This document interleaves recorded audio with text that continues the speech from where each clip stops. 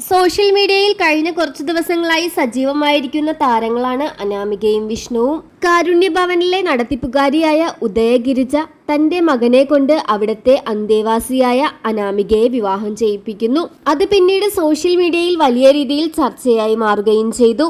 വിവാഹശേഷം അനാമികയും വിഷ്ണുവും സോഷ്യൽ മീഡിയയിൽ സജീവമാവുകയും ഒരു യൂട്യൂബ് ചാനൽ തുടങ്ങുകയും ചെയ്തു.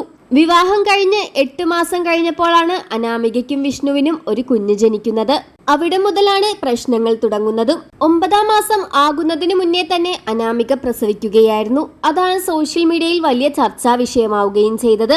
അനാമികയ്ക്ക് 18 വയസ്സ് പൂർത്തിയായതിനു ശേഷമാണ് വിഷ്ണുവുമായുള്ള വിവാഹം നടക്കുന്നത്. എന്നാൽ അനാമിക ഗർഭിണിയായത് 18 വയസ്സ് പൂർത്തിയാകുന്നതിന് മുമ്പും.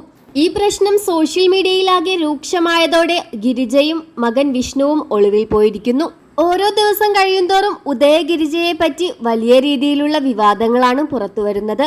ഈ ഒരു പ്രശ്നം വന്നതോടെ ഏറ്റവും അധികം സങ്കടപ്പെടുന്നത് അനാമിക തന്നെയാണ്.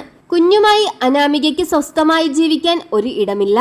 യൂട്യൂബ് ചാനൽ വഴി ഇവർ പുറത്തുവിട്ട വീഡിയോയാണ് ഈ പ്രശ്നങ്ങൾക്കെല്ലാം വഴിയൊരുക്കിയത്. ഇനി കേസ് എന്താകുമെന്നോ അനാമികയുടെയും കുഞ്ഞിന്റെയും ഭാവി എന്താകുമെന്നോ ഒന്നും അറിയില്ല.